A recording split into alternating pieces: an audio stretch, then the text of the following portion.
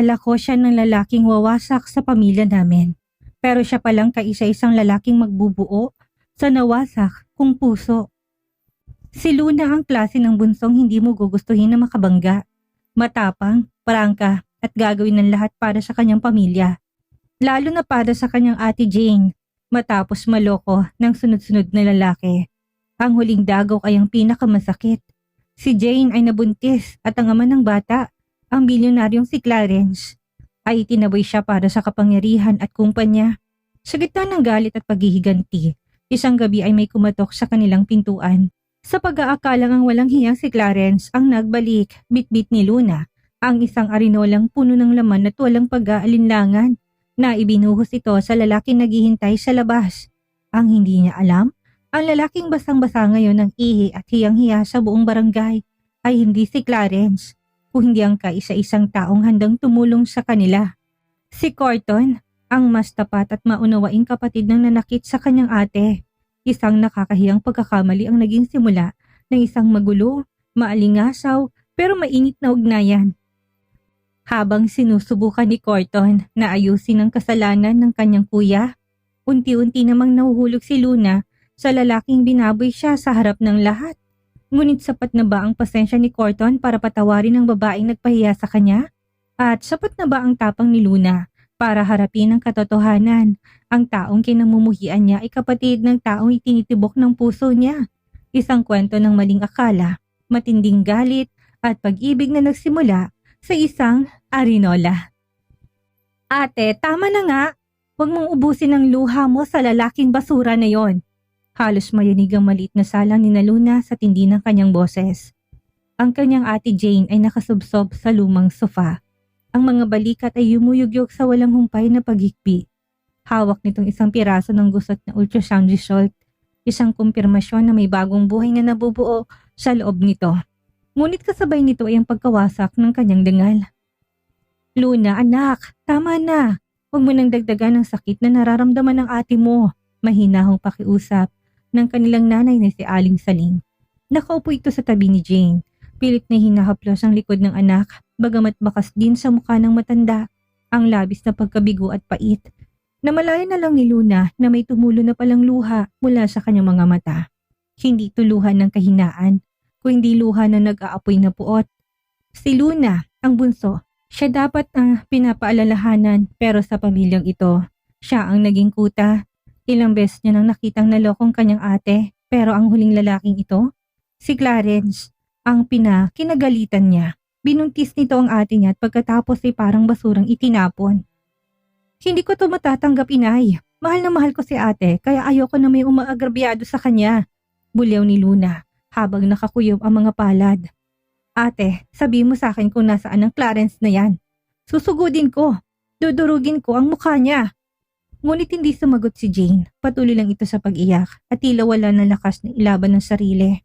Ang pananahimik na yon ang mas nagpapakulo sa dugo ni Luna. Biglang bumukas ang pinto at pumasok ang kapitbahay nilang si Mang Tom. Hingal na hingal. Matias, Saling, may bisita kayo sa labas. Isang lalaki nakakotse. Hinahanap si Jane. Tila humintong mundo ni Luna. Ang puot na kanina nagliliyab lang ay biglang sumabog. Nandito ang hayop? May gana pa siyang magpakita pagkatapos ng itaboy si ate kahapon. Lahat silang napatingin kay Luna na bigla itong magtungo sa kwarto ng kanyang mga magulang. Ang kanyang mga hakbang ay mabigat, puno ng determinasyon.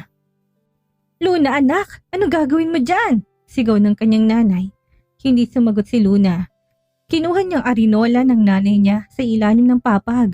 Mabigat yun, punong-puno ng laman na hindi pa naitatapon mula kaninang madaling araw. Ang masangsang na amoy ay sapat na para bumaliktad ang sikmura ng kahit na sino. Pero para kay Luna, yun ang pinakaangkop na regalo para sa lalaking walang hiya. Gigil na lambas ng bahay si Luna. Mula sa veranda, nakita niyang isang matangkad na lalaki nakatalikod, nakasuot ng mamahaling puting polo shirt, nakatayo sa tabi ng isang makintab na sasakyan. Ang tindig nito ay tila isang bilyonaryong pag-aari ang buong kalsada. Walang hiya ka! Sigaw ni Luna. Bago pa man makalingon ang lalaki, walang ano-ano ay nihilig ni Luna. Ang arinola, ang kulay dilaw at masangsang na likido, ay parang waterfalls na bumuhos ng direkta sa ulo't likod ng lalaki. Bastardo ka! Pagkatapos mong buntisin ang ate ko at ayaw mong panagutan, may gana ka pa na magpunta dito. Galit na bulyaw ni Luna. Hawak pa rin ng bakanting arinola. Ang dibdib ay mabilis na tumataas baba. Ang lalaki na patitig sa kanyang sariling damit na basang-basa na ngayon ng ihi. Ang mabahong amoy ay kagad na humalo sa hangin. Dahan-dahan itong humarap kay Luna. Ang muka ay bakas ang labis na gulat, disgusto at unti-unting namumuong galit. Hindi ako nakabuntis sa ate mo, malamig na sabi ng lalaki. Luna, anong ginawa mo? Napalingon si Luna sa likuran niya. Nandoon ng kanyang mga magulang at ang ate Jane na gulat na gulat. Tama siya, Luna! Sigaw ni Jane na halos mawalan ng boses. Hindi siya nakabuntis sa akin. Siya si Corton, ang kapatid ng Clarence na hinahanap mo. Tila binuhusan ng malamig na tubig si Luna. Ang matapang niyang tindig ay biglang gumuho. Ang mga mata niya ay nagpalipat-lipat kay Jane at sa lalaking basang-basa ng ihi sa harap niya. Si Corton ay nakatayo lang doon, pilit na pinipigilan ang sariling pumatol sa babae. Pero ang talim ng tingin nito ay sapat na para mamatay si Luna sa kahihiyan. Gusto na lang ni Luna na lamunin siya ng lupa sa mga oras na yon. Pero kapatid pa rin siya ng walang kwentang lalaking yon. Pilit na pagmamatigas ni Luna kahit na nanginginig ng kanyang boses. Dugo pa rin siya ng manloloko. Corton, pasensya ka na. Pasensya ka na sa kapatid ko. Hiyang-hiyang lumapit si Jane. Hindi malaman kung hawakan ng lalaki dahil sa amoy nito. I just want to check on you, Jane. But this, sabi ni Corton sabay turo sa kanyang basang katawan. This is too much. Iho, dito ka na maglinis. Nakakahiya kung uuwi ka ng ganyan. Singit ng nanay nila. Luna, anak, ikuha mo siya ng damit sa tatay mo. Ano? Bakit ako? Reklamo ni Luna. Bagamat ang totoo ay hindi na niya kayang tumingin ng diretso sa lalaki. Sino bang may gawa niyan sa kanya, Aber? Bulyaw ni Aling Saling. Napayuko na lang si Luna habang ang kanyang puso'y naghahabulan sa kaba at hiya. Hindi niya alam na ang masangsang na simula na ito ay ang simula rin ng isang kwentong hindi niya kailanman inasahan. Ano kayang gagawin ni Corton para makaganti sa maamoy na pagtanggap ni Luna? Nakatayo si Luna sa gitna ng sala. Tila isang ribulto na unti-unting dinudurog ng titig ng kanyang pamilya. Sa labas, naririnig niya ang lagaslas ng tubig mula sa banyo. Ang tunog ng paglilinis ni Corton sa sarili mula sa regalong ibinuhos niya dito. Bawat talsik ng tubig ay tila sampal sa kanyang pangmumuka. Luna, ano bang pumasok sa utak mo? Arinola? Talagang arinola ng nanay mong naisipan mong gamitin. Pigil na galit na sermon ni Mang Matias. Nakapamewang ito sa harap niya habang ang kanyang nanay naman ay abalang naghahanap ng pinakamalinaw at pinakamabangong tuwalya para sa bisita. Pa, kapatid siya ni Clarence. Pareho lang sila ng dugo. Akala ko baka kampi ko kayo. Pagmamatigas pa rin ni Luna. Kahit na sa loob-loob niya ay halos mamatay na siya sa hiyang nararamdaman. Kahit na, hindi siyang kagalit mo. Ang taong yun na napunta dito nang maayos para kamustahin ang ate mo. Tapos bababuyin mo. Dagdag ni Aling Saling habang papunta sa banyo sa labas para iabot ang gamit ni Corton. Napairap na lang si Luna na nagmarcha patungo sa bintana. Mula sa siwang ng kurtina, nakita niyang mamahaling sasakyan ni Corton na nakaparada sa tapat ng kanilang bahay. Isang itim na SUV na halatang milyon-milyon ng halaga. Doon lang pumasok sa isip niyang posibilidad. Paano kung kasuhan siya ng lalaking ito? O paano kung ipablatter siya?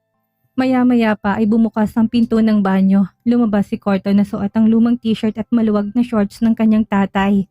Kahit nakupas at luma ang suot, hindi nito may tatagong kisig at otoridad ng lalaki. Ngunit ang pinakapansin-pansin ay ang pamumula ng kanyang muka.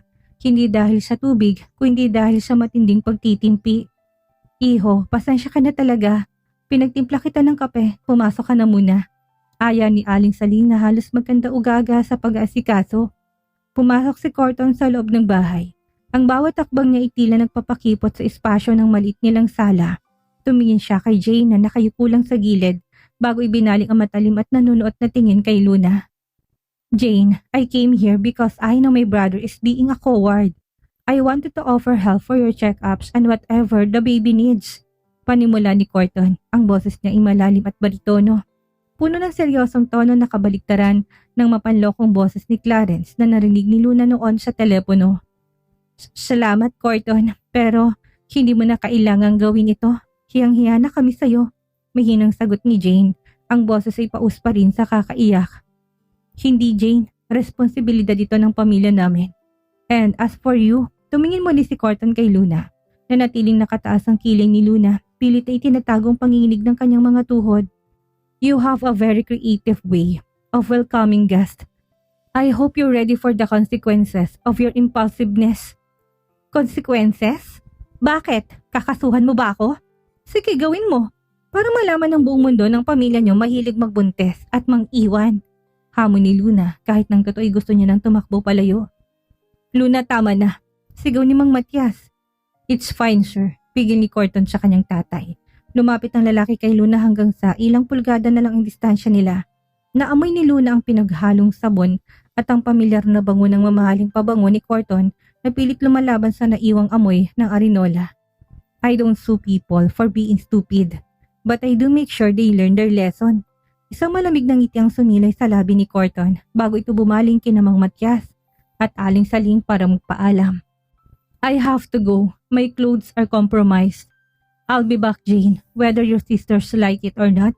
Nang makaalis ang sasakyan ni Corton, parang nabunutan ng tinik ang pamilya ni Luna, maliban sa kanya. Luna, anak, kailangan mo humingi ng tawad sa susunod na bumalik siya dito. Utos ni Jane sa kanya habang nakatingin sa kapatid na may halong pag-aalala. Hindi ako hihingi ng tawad sa isang lalaking apelyido ay kapareho ng nanakit sa iyo, ate. Kahit na mabulok pa ako sa amoy ng arinola, hindi.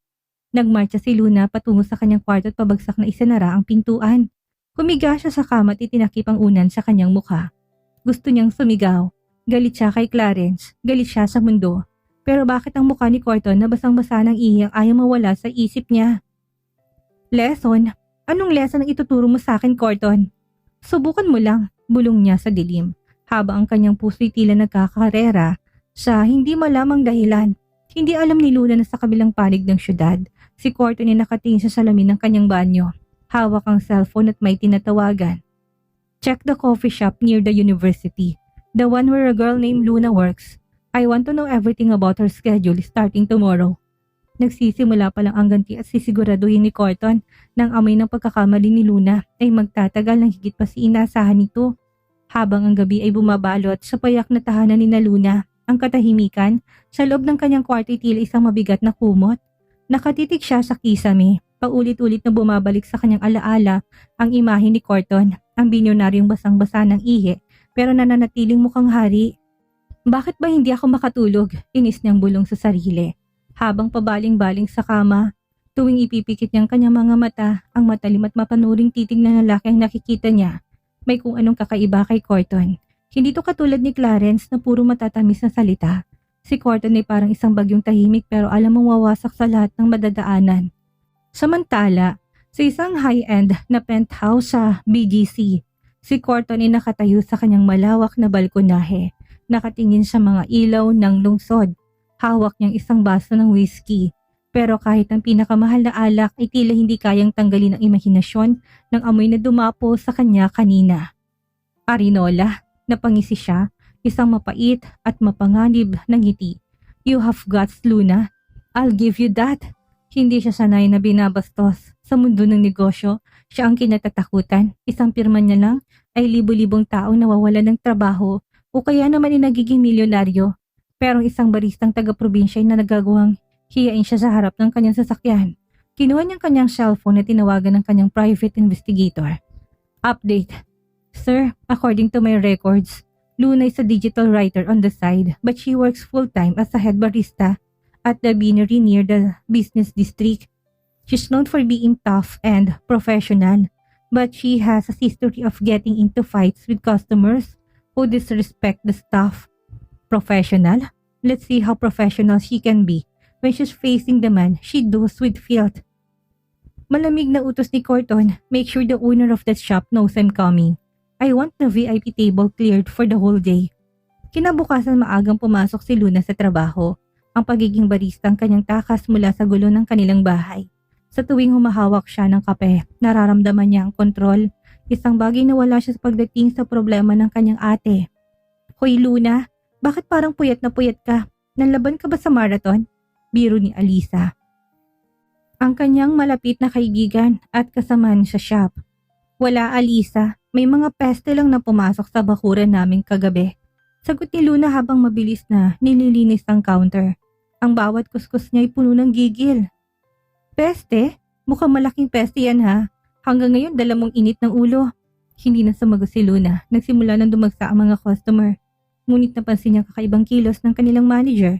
Aligaga ito at tila may hinihintay na mahalagang tao. Luna, Alisa, ayusin yung service niyo ngayon. May darating na mahalagang investor. Ayaw ko na may marinig na reklamo. Lalo na sa'yo, Luna. Bawasan mo pagiging mataray. Paalala ng kanilang manager. Eksaktong 10:00 ng umaga nang tumunog ang kampana sa pinto ng coffee shop. Biglang tumahimik ang buong paligid. Isang lalaking nakasuot ng navy blue na suit ang pumasok. Ang bawat takbang niya ay tila nagpapatigil sa oras. Ang kanyang buhok ay maayos na nakastyle at ang kanyang presensya ay tila nagpapaliit sa buong shop. Naniga si Luna sa kanyang kinatatayuan. Halos mabitawan niya ang hawak na pitsyal ng gatas. Si Corton. Hindi itong lalaking suot ang kupas sa damit ng tatay niya. Ito ang tunay na Corton, ang bilyonaryong kayang bilihin ang buong kasadang kinatatayuan nila. Dire-diretso itong naglakad patungo sa counter. Hindi tinatanggal ang tingin kay Luna na ngayon ay namumutla na. Good morning. Good morning, bati ni Corton. Ang kanyang boses ay tila musika na may dalang banta. I'd like to order something fresh. Something that doesn't smell like betrayal or anything related to bedroom pot. Napasinghap si Alisa sa tabi niya. Hindi alam ang pinagsasabi ng lalaki pero ramdam ang tensyon. Si Luna naman ay nagpuyos ang kalooban. Alam niyang sinusubukan siyang ipahiya nito sa sarili niyang teritoryo. What's your order, sir? Madiing tanong ni Luna. Binibigyan din ng salitang sir habang nakakuyom ang kamay sa ilalim ng counter. A double espresso. Bitter, just like your attitude. Sagot ni Corton sabay sandal sa counter. Nilapit niyang kanyang mukha kay Luna. Sapat na para maamoy ni Luna ang pamilyar at nakakalunod na bango nito. And I'll stay here for the whole afternoon. I want you to serve every single refill. No one else. Hindi ako waiter. Barista ako, sagot ni Luna. As far as I know, your boss just signed a partnership with my company this morning. Technically, I can ask you to clean the floor with a toothbrush if I want to. Bulong ni Corton na may kasamang mapanganib ng ngiti. But I am a generous man. I just want to see how long you can keep that mask of yours before it cracks. Dito na pagtanto ni Luna, ang kahapon ay simula lang ng digmaan. At sa pagkakataong ito, hindi arinolang armas ni Corton, kundi ang kapangyarihan niyang wasakin ang buhay na pinaghihirapan ni Luna. Espresso coming up. Bulong ni Luna, ang mga mata ay nagniningas sa galit. Enjoy your stay, Mr. Corton. Dahil baka ito ng huling kape na iinumin mong hindi mapait. Nagsimula ng laro at sa bawat segundo ng pagtitigan nila, alam nilang dalawa na may mas malalim pang tensyong nabubuo sa pagitan ng puot at hindi maipaliwanag na atraksyon. Ang init mula sa espresso machine ay may tila dumadaloy sa mga ugat ni Luna. Pero mas matindi ang init na nagmumula sa titig ni Corton na nakapako sa kanya mula sa VIP table. Halos 4 na oras na itong nakaupo doon. Kunwari may binabasang mga dokumento sa kanyang tablet. Pero alam ni Luna na bawat galaw niya ay binabantayan nito. Luna, ang refill ni Mr. Corton. Ikaw na magdala, bilis. Bulong ng manager nila na pawis sa ka ba? Sir, marami pa akong gagawing orders para sa ibang customers. Pagdadahilan ni Luna habang pilit na pinapatatag ang kanyang kamay sa paggawa ng latte art. Luna, huwag mo ko subukan. Alam mo kung sinong lalaking yan. Siyang may-ari ng Primecrest Holdings. Isang salita lang yan, saradong shop na ito at tanggal ka na rin sa trabaho. Banta ng manager. Wala nang nagawa si Luna. Padabog niyang inihanda ang tasa ng kape at naglakad patungo sa kinaroonan ni Corton. Ang bawat hakbang niya ay tila paglakad sa ibabaw na nagbabagang pako. Nang makarating siya sa tapat ng lamesa, padasko niya na ibinaba ang tasa. Tumalsik ang konting likido sa makintab na lamesa. Yung kape mo, sir, matabang nasabi ni Luna. Hindi man lang nagangat ng tingin si Corton sa kanyang tablet. It's cold. Kakalabas lang yan sa machine. Paano naging cold? Singal ni Luna. Dahan-dahang nagangat ng tingin si Corton. Ang kanyang mga mata ay malamig pa sa yelo. Punong-puno ng otoridad na tila humihigop ng hangin sa paligid ni Luna. I said it's cold. Just like how you treated the guest who came to help your sister. Take it back. Make it better. Nanggagalaiti si Luna. Alam mo, wala kang mang balak uminom ng kape hindi ba? Nandito ka lang para pahirapan ako. Dahil sa nangyari ng isang araw. Kung gusto mong gumanti, sige, sampalin mo ko. O ipahiya sa harap ng lahat. Hindi yung dinadamay mo pang trabaho ko. Biglang tumayo si Corton dahil sa tangkad nito napilitan si Luna na tumingala. Ang distansya nila ay halos ilang pulgada na lang. Ramdam ni Luna ang init na nagmumula sa katawan ng lalaki. Isang init na nakakalunod at nakakalito. You think this is about the Arinola? Bulong ni Corton. Ang boses ay mababa at paus. Sapat lang para sila lang dalawa ang makarinig. That was just a mess introduction. This is about accountability. You act like you're the hero of your family, but you're just a girl with a temper that's going to get everyone in trouble. Hero? Wala akong pakialam sa ganyan. Ang gusto ko lang, protektahan ang ate ko sa mga lalaking katulad nyo. Sagot ni Luna, pilit na hindi pinuputol ang titigan nila. Katulad ko? Isang mapangayib ng ngiti ang sumilay sa labi ni Corton. You don't even know me, Luna. My brother is a fool for leaving Jane, but that doesn't make me a villain. I came to your house to offer a solution, but you choose to offer me filth. Kinuha ni Corton ang kanyang kurbat at bahagyang niluwagan nito. Ang kilos na yon ay tila nagpakawala ng mas matinding tensyon. Since you're so protective, let's make a deal. Serve me properly today without the sour face. And I might just convince Clarence to talk to Jane face to face. No lawyers, no company interference. Just them. Napatigil si Luna, yun ang kailangan ng ate niya, ang pagkakataon na makausap si Clarence ng maayos. Pero ang kapalit ay ang kanyang pride. Bakit mo to ginagawa? Tanong ni Luna, ang kanyang boses ay bahagyang nangangatal. Bakit mo tinutulungan ng ate ko kung kapatid mong madidiin? Because unlike my brother, I value blood and responsibility. And because I want to see if you can actually be professional for once. Sagot ni Corton sabay upong muli. Now get me that coffee, and this time I want to smile with it. Napakuyom ang kamao ni Luna sa gilid ng kanyang apron. Gusto niyang isaboy ang kape sa mukha nito pero naisip niyang mukha ng ate Jane niya. Namugto ang mga mata. Para sa ate niya, kailangan lunukin niya ang kanyang pride. Dahan-dahang pinwarsa ni Luna ang kanyang mga labi na bumuo ng isang peking ngiti. Isang ngiti na halatang pilit at mapanganib. Yes sir, right away sir. Habang pabalik si Luna sa counter, naramdaman niyang matunog na tawa ni Corton sa kanyang likuran. Alam niyang talo siya sa round na ito, pero habang inihahanda niyang bagong tasa ng kape, isang planong nabuo sa isip niya.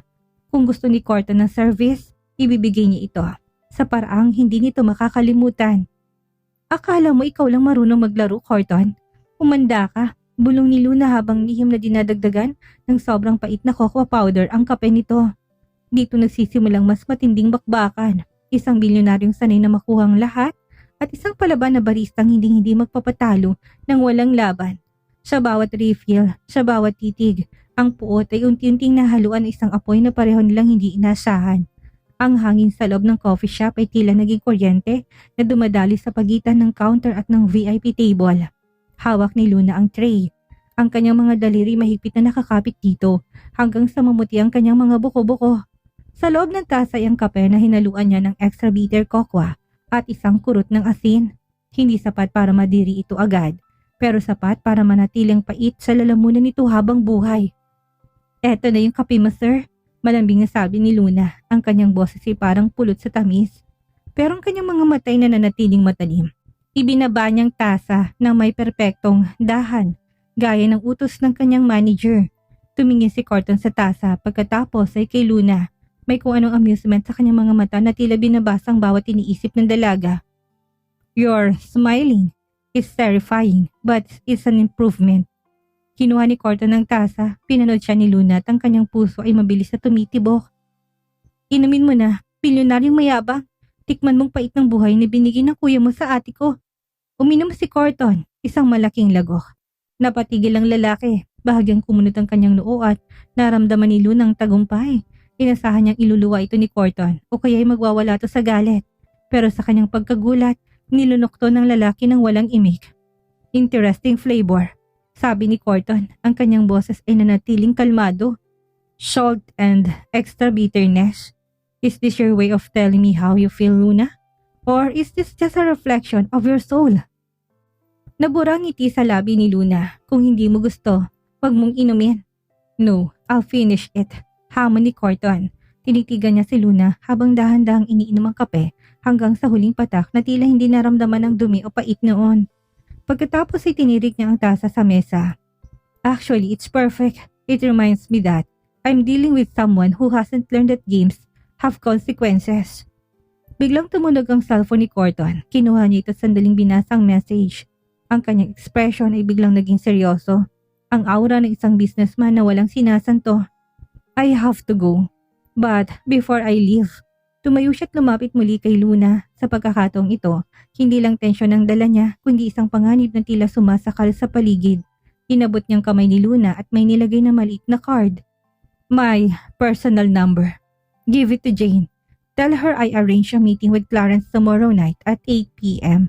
sa restaurant kung saan sila huling nagkita. Naramdaman ni Luna ang kaba. Totoo ba to? Hindi mo ba kami niloloko? I don't play with people's lives, Luna. That's my brother's department. Malamig na sagot ni Corton. But there's a condition. You will accompany her. I don't want her breaking down alone if things go south. And I'll be there too. To make sure you don't throw anything at my brother. No arinolas, no coffee, no tantrums. Bakit kailangan kasama ako? Because I want to keep an eye on you. Bulong ni Corton sapat na para kilabutan ng balat ni Luna. And because I want to see you in something else other than that stain apron. 8 p.m. sharp. Don't be late or the deal is off.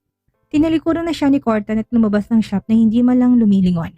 Naiwang tulala si Luna, hawak ang card na tila nagagalit sa kanyang palad. Luna, ano yun? Bakit binigay niya sa yung number niya? Usisan ni Alisa na kanina pa nakamasid. Wala, business. Maikling sagot ni Luna. Pero sa loob-loob niya, alam niyang hindi lang ito basta business. Ito ay isang bitag na kailangan niyang pasukin para sa kanyang ate. Pag-uwi niya ng gabing iyon, nadatnan niya si Jane na nakatulala sa bintana. Hawak ang kanyang tiyan. Ang itsura nito ay tila isang kandilang, unti-unting nauubos ang mitya. Ate, pinapapunta ka ni Corton bukas. Makakausap mo na si Clarence. Sabi ni Luna habang inaabot ang card. Biglang nagliwanag ang mukha ni Jane. Isang liwanag na matagal nang hindi nakikita ni Luna. Talaga? Totoo ba, Luna? Kakausapin niya na ako? Gusto sanang sabihin ni Luna na wag na masyadong umasa, na baka masaktan lang itong muli. Pero nang makita niyang pagsang-ayong sa mga mata ng kapatid, na nahimik na lang siya. Kinabukasan naghaharap-harap silang apat. At habang naghahanda si Luna, alam niyang hindi lang ang ate niya ang dapat niyang ihanda. Kailangan niyang ihanda ang sarili niya laban kay Corton. Dahil ang bawat titig nito, ang bawat salita'y unti-unting nagigiba sa pader na tinatayo niya sa kanyang puso. Humanda ka, Clarence, at ikaw, Corton. Hindi mo pa ako kilala, bulong ni Luna sa salamin, habang pilit na kinakalimutan ng kakaibang kuryenteng nararamdaman niya nang hawakan ni Corton ng mga kamay niya. Ang gabi ng paghaharap ay paparating na at sa ilalim ng mga ilaw ng sikat ng restaurant, maraming sikretong sasabog at maraming damdamin ang susubukin. Ang marangyang chandelier ng liquor ay naglalabas ng isang madilim at mainit na liwanag, sapat para magmukhang elegante ang lahat, pero hindi sapat para itago ang tensyon na bumabalot sa mesa. Suot ni Luna ang isang simpleng itim na damit na hiniram niya sa kanyang kaibigan. Hindi siya sanay sa ganitong klase ng lugar. Ang tunog ng mga kobyertos na tumatama sa mamahaling porselana ay parang mga bala na tumatama sa kanyang pandinig. Sa tabi niya si Jay ay hindi mapakali, nakasuot ng maluwag na bestida. Ang kanyang mga daliri ay nanginginig habang nakapatong sa kanyang kandungan. At sa tapat nila, nakaupo ang dalawang lalaking magkaparehong muka pero magkaibang kaluluwa. Si Clarence ay nakasuot ng gray na suit. Ang kanyang mga mata ay hindi makatingin ng diretso kay Jane, habang si Corton na nasa dulo ng mesa ay tila isang emperador na pinapanood ang bawat galaw ng mga nasasakupan niya.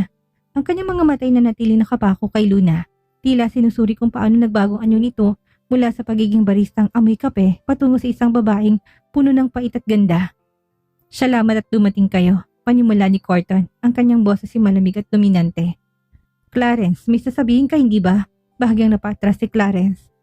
Jane, I'm sorry. I shouldn't have pushed you away. Sorry, halos mapatay si Luna sa kanyang upuan. Pero naramdaman niyang kamay ni Corton sa ilalim ng mesang humawak sa kanyang tuhod. Ang hawak na yun ay mahigpit, isang babala na manatiling tahimik. Let him finish, Luna. Bulong ni Corton, ang boses ay puno ng otoridad na tila pilit na pinapakalma ang nag-aapoy na dugo ng dalaga. I know I messed up. Pagpapatuloy ni Clarence, ang kanyang boses ay garalgal. But the company, Dad is watching every move. Kapag nalaman nilang tungkol sa baby, it might compromise the succession. I'm willing to support the child, Jane.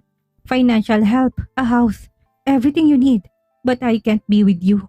Parang gumuhong mundo ng mga mata ni Jane.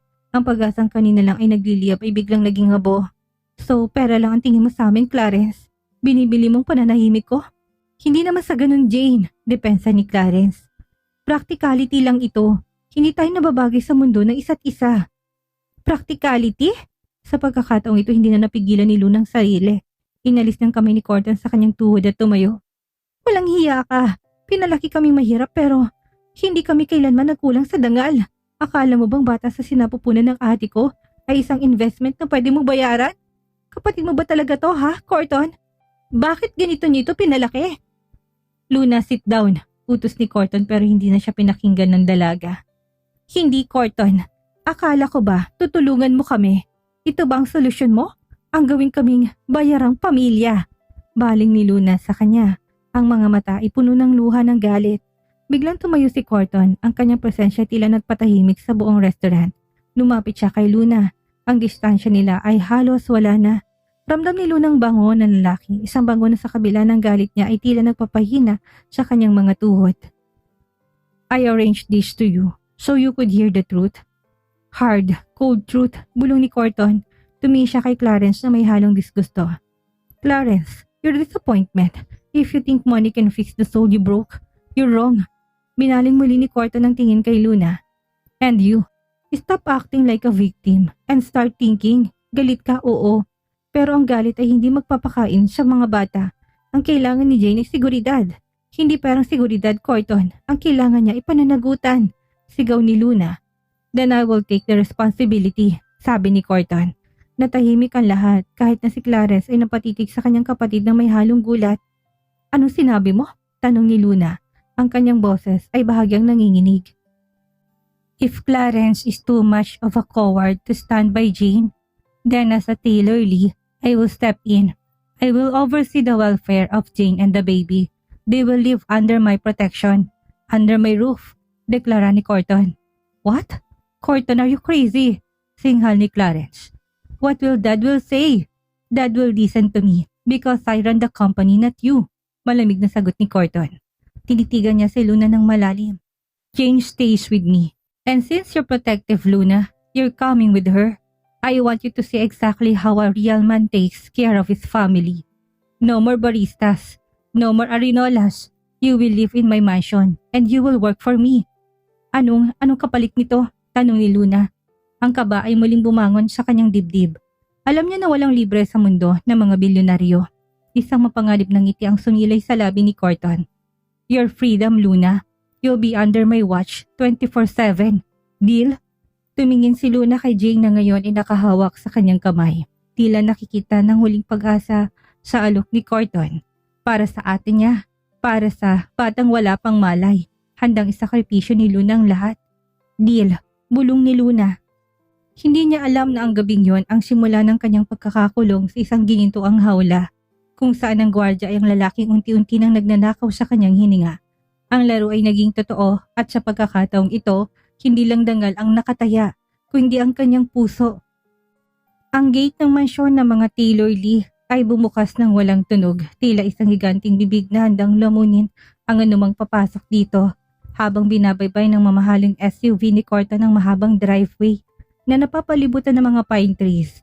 Hindi mapakali si Luna. Sa tabi niya, si Jane ay nakasandal sa bintana. Tila pagod ng buong pagkatao sa mga emosyong pinagdadaanan nila sa restaurant.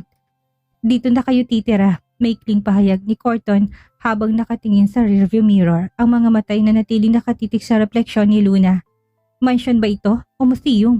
Bulong ni Luna nang tumambat sa kanila ang isang modernong istruktura na gawa sa salamin at bato. Napakalamig tignan, napakalayo sa init ng kanilang maliit na bahay sa probinsya. Nang bumaba sila, agad na sinalubong sila ng mga katulong na nakasuot ng uniform. Kinuha ng mga to ang kanilang mga gamit na nakalagay lang sa mga lumang maleta. Hiyang-hiya si Luna dahil ang mga maleta nila ay tila mga basahan kumpara sa kintab ng sahig ng mansyon. Dali ng mga gamit ni Jane sa East Wing. Si Luna naman sa kwartong katabi ng sa akin.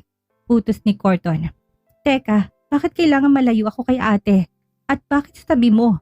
Giit ni Luna, ang kanyang depensibong mekanismo ay agad na gumana. Humarap sa kanya si Corton. Unti-unting lumalapit hanggang sa makaramdam si Luna ng pader sa kanyang likuran. Dahil sabi ko, at dahil kailangan kitang mabantayan, Luna, baka kung anong itapon mo sa mga tauhan ko kapag nagalit ka. Wala akong balak na mag-iskandalo dito. Basta siguraduhin mong maayos ang lagay ng ate ko. She will be fine. My private doctor is coming tomorrow morning to check on her. For now, go to your room. May mga damit na doon na ipinahanda ko. Ayaw ko makita kang suot yung basahan mo bukas ng umaga. Malamig na sabi ng lalaki bago tumalikod. At nagtugo sa kanyang study room. Nanggagalaiti si Luna pero wala siyang magagawa. Sinamahan siya ng isang mayordoma patungo sa kanyang kwarto. Pagpasok niya, halos mapatid ang hininga niya. Ang kwarto ay mas malaki pa sa buong bahay nila. May sariling walk-in closet. Ang isang banyo kasing laki ng sala nila. At ang isang kama na tila gawa sa ulap. Sa ibabaw ng kama, may nakalatag na isang manipis na nightgown na gawa sa silk at isang corporate style na dress para sa susunod na araw. Work for me, ha? Bulong ni Luna habang hinahawakan ng tela ng damit. Anong klaseng trabaho naman kayang ibibigay ng lalaking to? Hindi siya makatulog. Ang katahimikan ng mansyon ay nakakabingi. Bandang 12:00 ng madaling araw, lumabas siya ng kwarto para uminom ng tubig. Habang pababa ng grand staircase, nakita niyang bukas pang pinto ng study room ni Corton. May naririnig siyang boses, mataas at galit. Corton, are you insane? Bringing those girls here. What about the board of directors? What about the merger? Boses yun ng isang babae, matindig at puno ng otoridad. Mom, Jane is carrying a Taylor Lee. Hindi ko hayaang sa kalsada lumaki ang batang yan dahil lang sa kaduwagan ni Clarence, sagot ni Corton. Kalmado pero matigas ang tono. And the sister, why is she here? She's liability. Narinig kong ginawa niya sa'yo sa harap ng mga kapitbahay nila. Luna is my personal concern, Mommy. Leave it to me. Napahawak si Luna sa hawakan ng hagdan. Personal concern? Anong ibig sabihin ng lalaking ito? Dahil sa kuryosidad, bahagya siyang sumilip sa siwang ng pinto. Nakita niyang isang eleganteng matandang babae, ang mommy ni Corton. Halatang nanidirito sa ideya na nandoon sila. Hindi ko gusto na nandito sila, Corton. Lalo ng baristang yan. She smells like trouble. Then don't look at her, Mommy. Because starting tomorrow, she'll be my personal assistant. She'll be everywhere I go. Nagpuyos ang kalooban ni Luna. Assistant? Gagawin siyang utusan sa harap ng maraming tao? Akala ba ni Corton ganun-ganun lang niya mapapaikot ang buhay niya? Biglang mumukas na malaki ang pintuan. Muntik nang matumba si Luna kung hindi siya mabilis na salon isang matigas na braso. Ang bango ng whiskey at sandalwood ay kaagad na bumalot sa kanya. Eavesdropping is a bad habit, Assistant Luna. Bulong ni Corton sa kanyang tenga. Ang init ng hininga nito ay nagpadala sa kakaibang kuryente sa kanyang batok. Nakatayo si likuran si Corton at ang kanyang mommy, nakataas ang kilay at puno ng disgustong mukha habang nakatingin sa kanila. See? No manners at all. Kumarap si Luna sa matanda. Pilit itinatagong kaba. Pasensya na po, ginusto ko lang uminom ng tubig. Hindi ko naman alam na may nag-aaway pala dito. You! Akmang sasagot ng mommy ni Corton pero itinaas ni Corton ang kanyang kamay. Go back to your room, Luna. I'll see at you 6 a.m. in my office. Wearing that dress I bought for you. Utos ni Corton, ang mga matay nagnininga sa ilalim ng dim lights ng hallway. Tumingin ng matalim si Luna kay Corton bago mabilis at tumakbo pabalik sa kanyang kwarto. Pagkasara ng pinto, napasanda siya at napahawak sa kanyang dibdib. Bakit ganitong nararamdaman niya? Galit dapat siya. Dapat ay nasusuka siya sa kayabangan ng pamilyang ito. Pero ang paraan ng paghawak ni Corton sa kanya, ang paraan ng pagtatanggol nito sa kanila laban sa sarili nitong ina. Mag-ingat ka, Luna, paalala niya sa sarili. Ang ginto ng hawlang ito ay pwedeng nakakasilaw, pero kulungan pa rin ito. Hindi niya alam sa labas ng kanyang pinto na natiling nakatayo si Corton, nakikinig sa kanyang bawat hininga. Ang laro ng kapangyarihan ay lalong nagiging personal. At sa mansyong ito, walang sino man ang ligtas sa amoy na nagbabagong damdamin. Eksaktong 6:00 ng umaga nang magmulat si Luna. Hindi siya nakatulog ng maayos dahil sa lambot ng kama. Tila ba nilalamon siya ng karangyaan na hindi niya kailanman ninanais. Tumayo siya, tinarap ang corporate dress na ipinahanda ni Corton. Isa itong emerald green na sheet dress na saktong-sakto sa kanyang hubog. Elegante, pero konserbatibo. Nang matapos siyang magayos, tinignan niya kanyang sarili sa salamin. Hindi na siyang baristang may mantsa ng kape sa apron. Mukha na siyang isang babaeng handang makipagsabayan sa mga bilyonaryo. Pero sa likod ng anyong yon, nanatiling matapang na pusong taga-probinsya. Pagpasok niya sa home office ni Corton, nadatnan niyang lalaki na seryosong may binabasang mga report. Nakasuot ito ng puting polo na nakatupi ang manggas hanggang siko, habang suot ang kanyang salamin sa mata. Isang anyo na mas lalong nagpadagdag sa otoridad at kisig nito. "You're late by 2 minutes. Bungad ni Corton nang hindi man lang nag-angat ng tingin. 2 minutes? Seryoso ka ba? Kakasikat pa lang ng araw," sagot ni Luna, sabay upo sa tapat ng mesa nito. Dahan-dahang inalis ni Corton ang kanyang salamin at tinitigan si Luna. Sandali itong napatigil, ang kanyang mga matay dumaan mula ulo hanggang sa paa ni Luna. May rumihistrong kakaibang kislap sa mga mata nito bago ito mabilis na nag-iwas ng tingin. "The dress suits you. Now take this." Inabot ni Corton ng isang manipis na tablet. "Starting today, you are my shadow. Lahat ng meetings ko kasama ka. Lahat ng tawag na tatanggapin ko, kailangan mong i-record. At higit sa lahat, kailangan mong matutunan ang bawat galaw ng mga kalaban ko sa negosyo." "Sandali lang, Corton. Bakit kailangan ako? Marami kang empleyado na may MBA at master's degree. Ako, high school graduate na nag-working student lang sa coffee shop." Tanong ni Luna, bakas ang pagkalito sa kanyang boses. Tumayo si Corton at lumapit sa kanya. Tinapat nito ang kanyang mga palad sa sandalan ng upuan ni Luna. Tila kinukulong ang dalaga sa kanyang espasyo. "Because you're the only person I've met who isn't afraid to throw filth at me. I don't need another yes man in my office. I need someone with guts. Someone who can see through the lies of people because she lives in the real world. O baka naman gusto mo lang akong parusahan dahil sa ginawa ko sa'yo," hamon ni Luna. "Maybe a little bit of both," bulong ni Corton. Ang kanyang boses ay naging malalim. "Pero wag mong iisipin na magiging madali ito. This is a war zone, Luna. At ang una nating pupuntahan ay ang board meeting ng Taylor Lee Group. Nandun ang tatay ko at si Clarence." Pagdating nila sa main office sa Makati, agad na naramdaman ni Luna ang bigat ng kapaligiran. Ang bawat tao na nadadaanan nila ay humuyukod kay Corton, pero nagtatanong ang mga mata kung sinong babaeng kasunod nito. Sa loob ng boardroom, nakaupo sa dulo ng mahabang mesa si Don Roberto Taylor Lee. Ang patriarch ng pamilya, matalim ang mga mata nito, tila nakakabasa ng kaluluwa. Sa tabi nito ay si Clarence na halatang hindi komportable. "Corton, who is this woman?" malamig na tanong ni Don Roberto. "My new personal assistant, Dad, Luna." Maikling pakilala ni Corton habang prenteng naupo sa kanyang silya. Pinaupo niya si Luna sa mismong tabi niya, isang pwestong para lamang sa mga top executives. "Is this the sister of the girl Clarence got into trouble with?" Tanong muli ang matanda, ang boses ay tila kulog.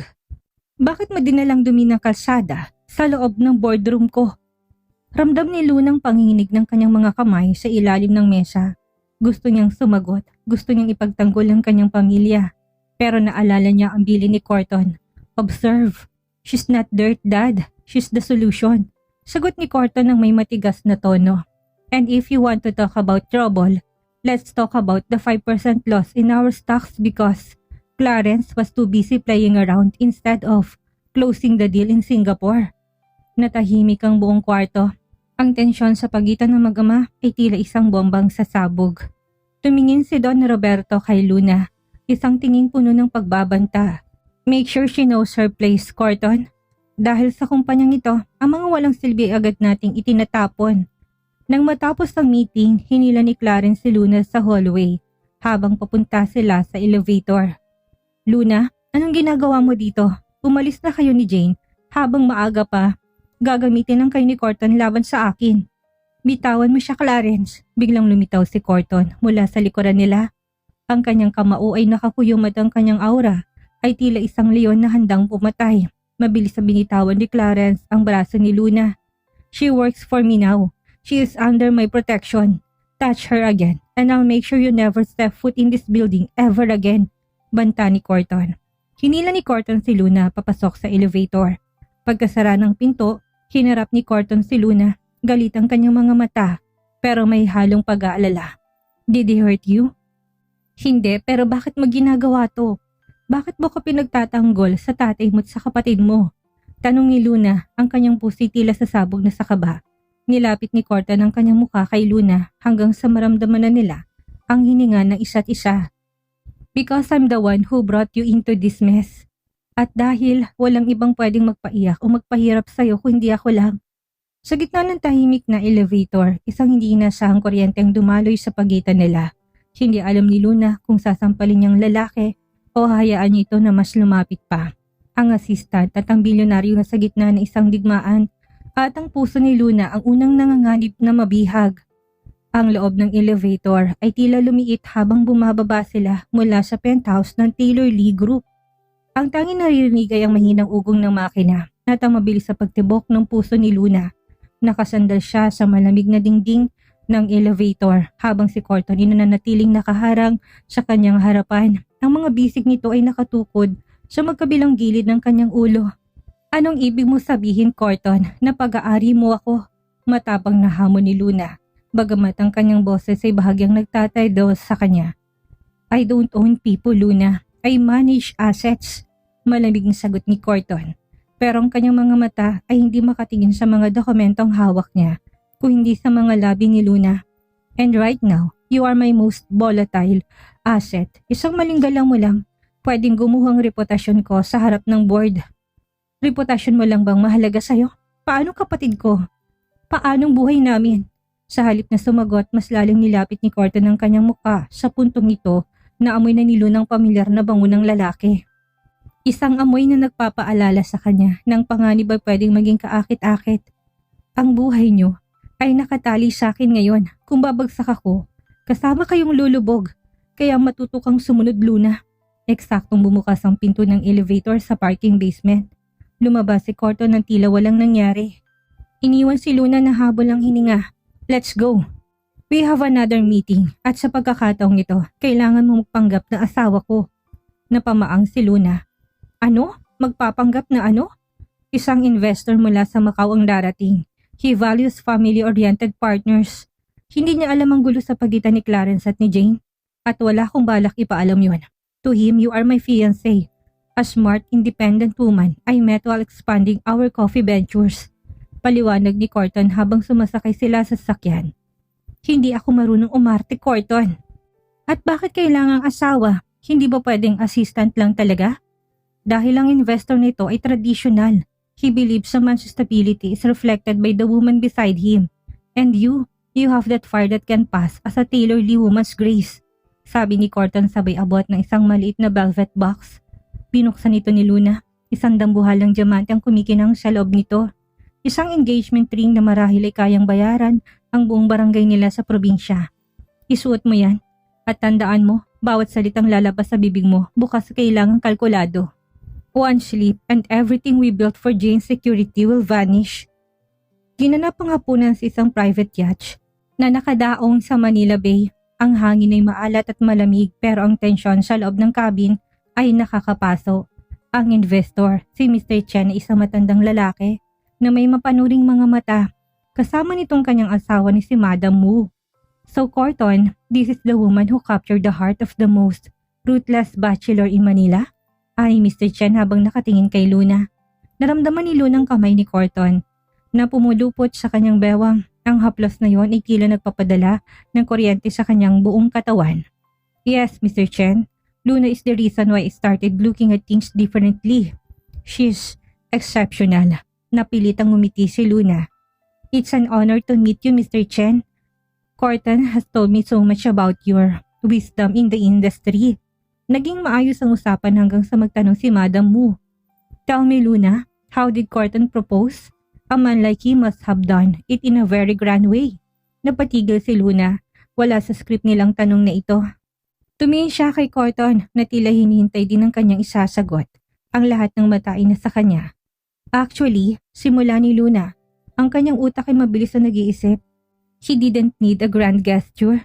He did it when I least expected it. Nung pareho kaming nasa gitna na isang matinding pagsubok, pinatunayan niya sa akin na hindi siya nangiiwan kahit na gaano pa kagulo ang paligid.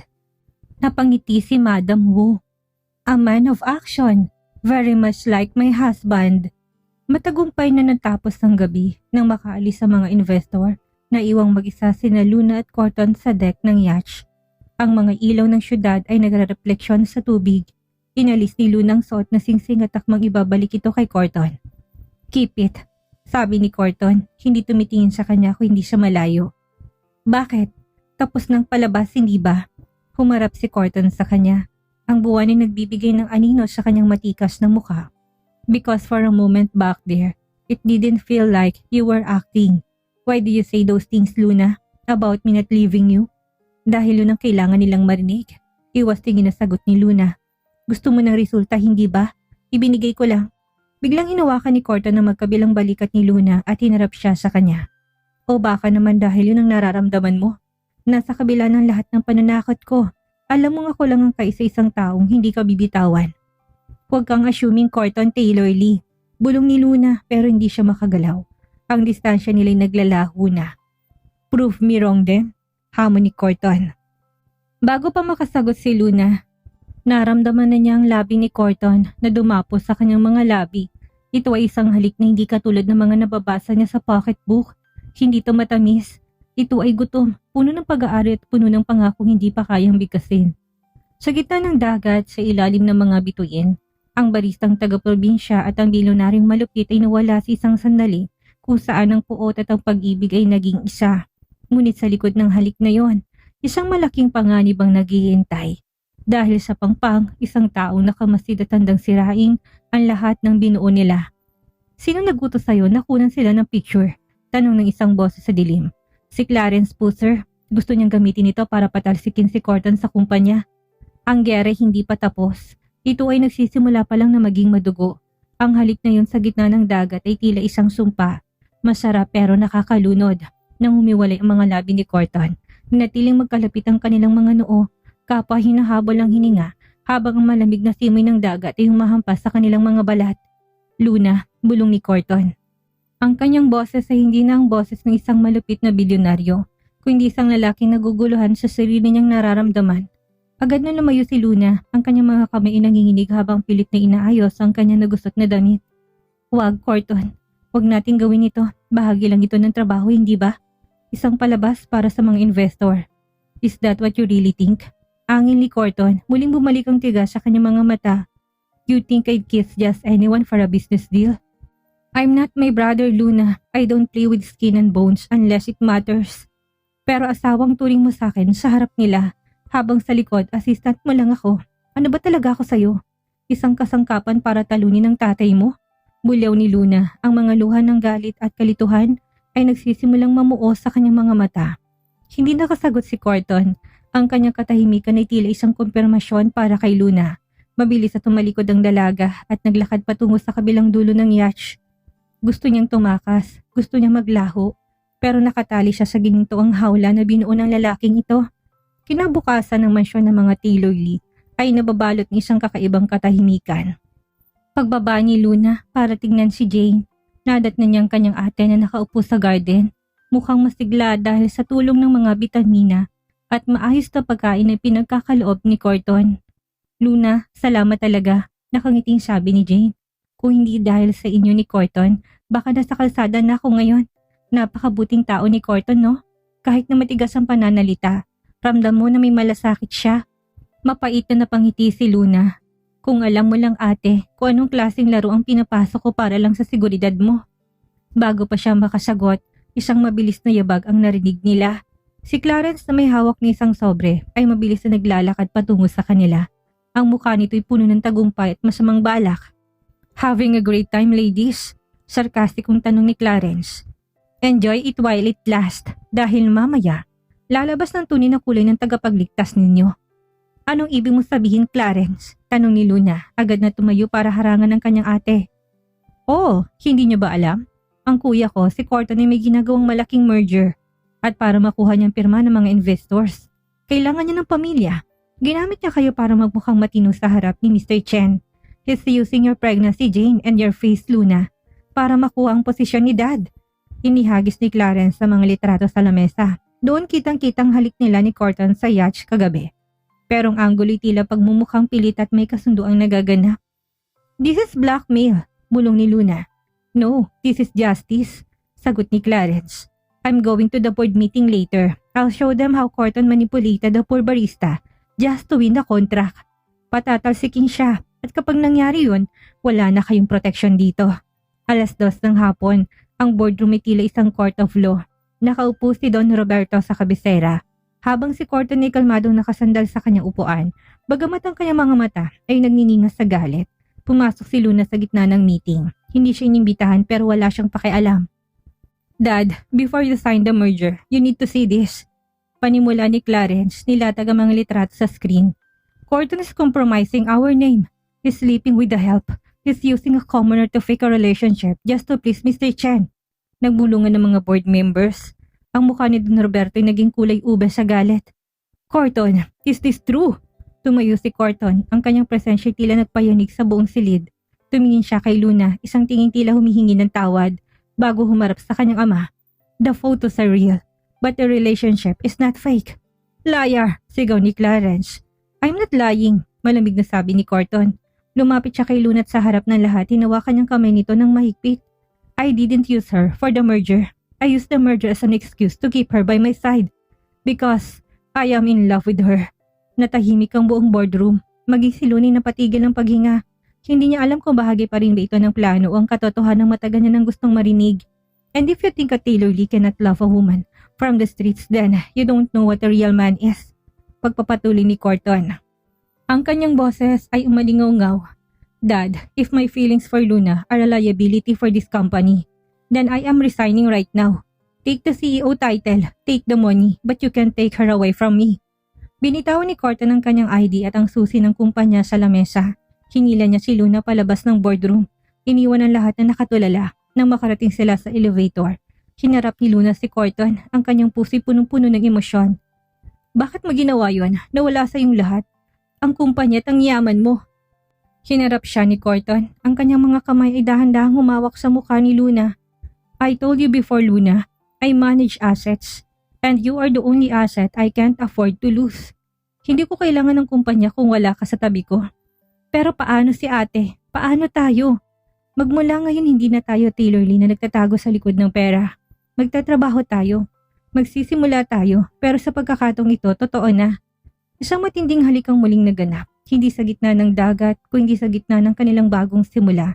Ang bilyonaryo naging tao at ang baristang matapang hinahanap na ang kanyang katapat. Ngunit sa labas ng gusali, isang itim na sasakyan ang nakasunod sa kanila. Ang paghihiganti ni Clarence at Don Roberto hindi pa tapos. Ang kabanatang ito ay simula pa lang ng mas madugong laban para sa kanilang pag-ibig. Isang laban kung saan hindi sapat ang tapang, kundi kailangan ng sakripisyo na walang hanggan. Ang paglabas ni Corton at Luna sa main lobby ng Taylor Lee Group ay tila isang eksena mula sa isang pelikula. Ang dating makapangyarihang CEO, ngayon ay wala ng bitbit kundi ang kamay ng babaeng minamahal niya. Ngunit sa bawat takbang nila patungo sa parking lot, ramdam ni Luna ang panganib na nakatitig sa kanilang mga likuran. Corton, sigurado ka ba dito? Mahinang tanong ni Luna, habang sumasakay sila sa sasakyan. Ang kumpanya, ang buhay mo ay nasa loob ng gusaling yan. Ang buhay ko ay nasa tabi mo, Luna.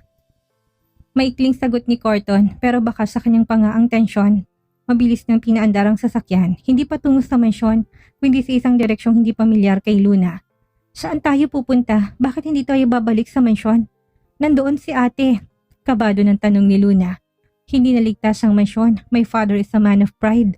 Ngayong hiniya ko siya sa harap ng board, gagamitin niya ang lahat, pati na si Jane, para mapasunod akong muli. Paliwanag ni Corton habang mabilis na binabaybay ang kalsada. I already sent my trusted security to get Jane. Dadalhin nila siya sa isang safe house sa Tagaytay. Doon tayo magkikita-kita. Habang bumabaybay sa expressway, napansin ni Luna ang isang itim na van na kanina pa nakabuntot sa kanila. Kahit na anong bilis ni Corton, hindi to bumibitaw. Corton, may sumusunod sa atin, bulong ni Luna. Ang kanyang mga kamay ay napakapit sa upuan. I know, malamig na sagot ni Corton. Clarence, he's desperate. He thinks if he can get to you, I'll crawl back to the company. Biglang ginitgit ang itim na van ng kanilang sasakyan. Ang tunog na nagkikiskisang metal ay umaningaw-ngaw sa paligid. Napasigaw si Luna nang maramdaman ng malakas na pagyanig.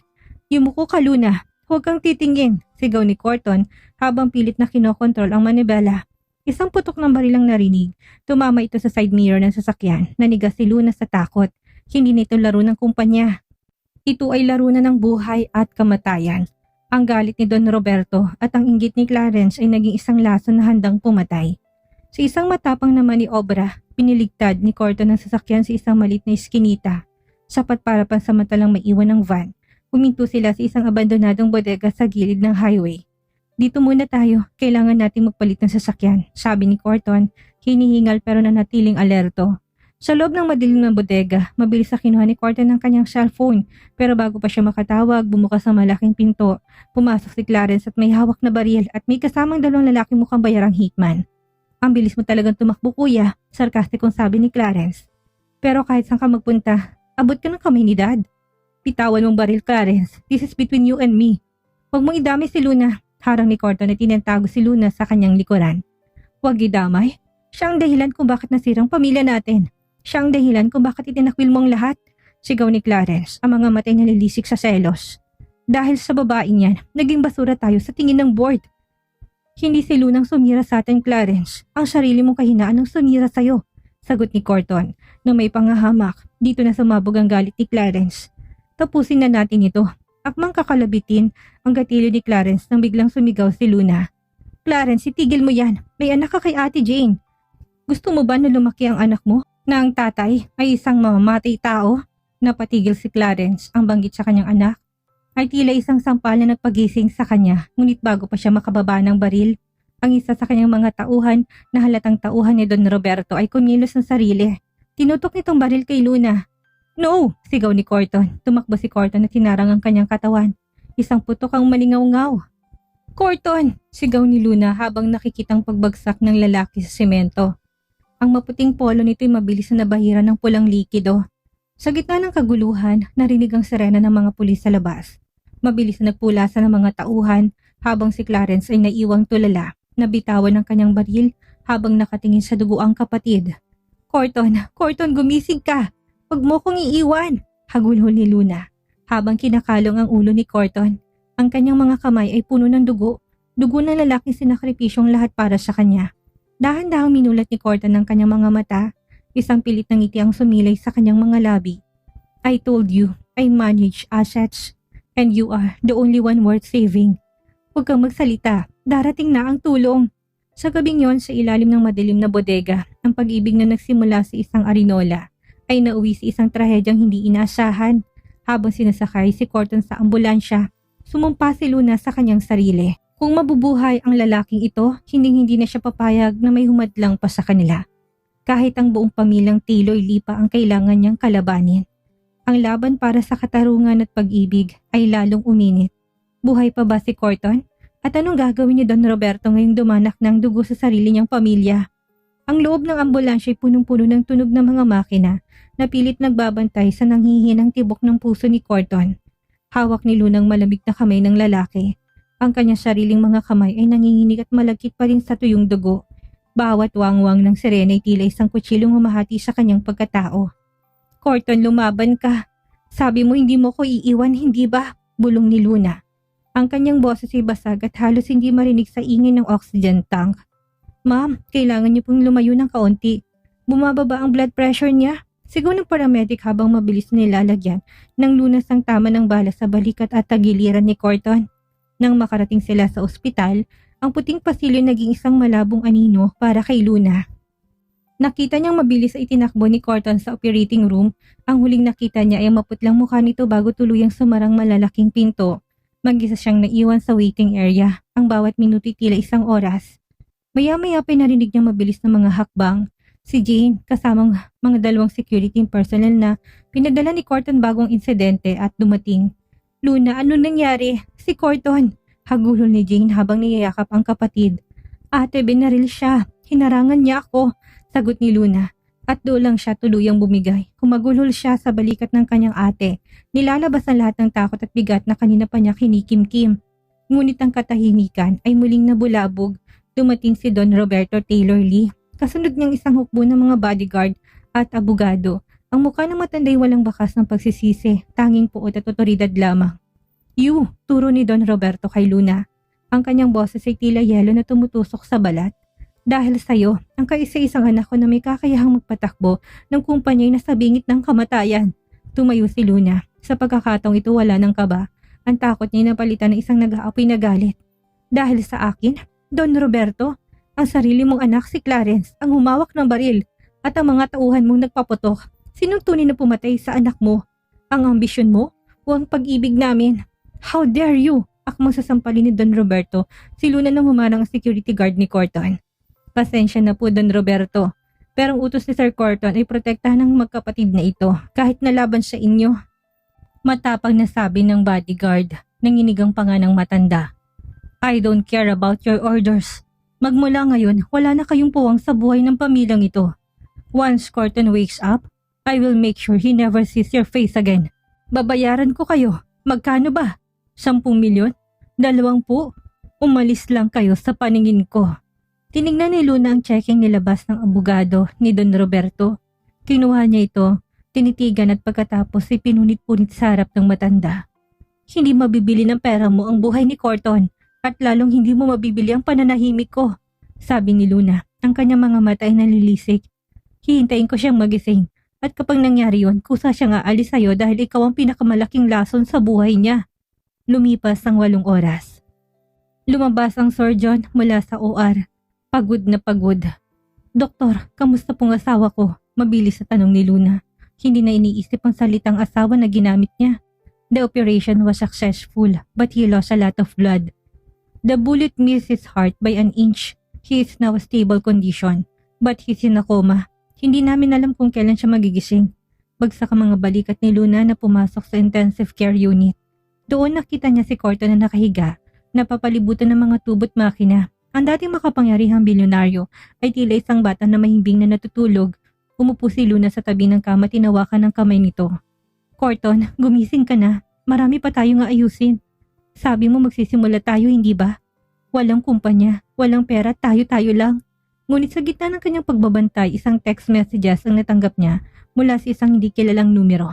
Akala mo ba tapos na? Hanggat hindi patay ang kapatid ko, hindi ako titigil.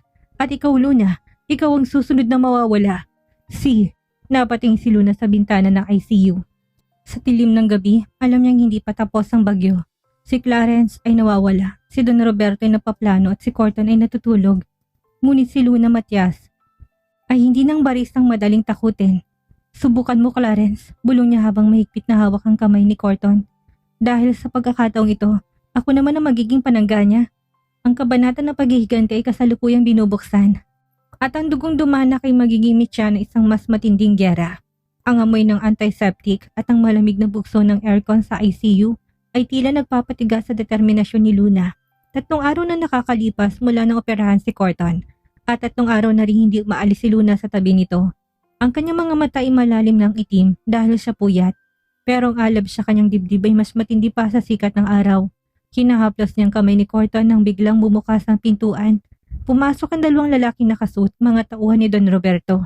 Miss Luna, pinapatawag na kayo ng matanda. Kailangan niyo nang lisanin ng ospital na ito. Utos ng isa sa kanila. May court order na kami. Ang pamilya Taylor lamang ang may karapatang magbantay sa pasyente. Dahan-dahang tumayo si Luna.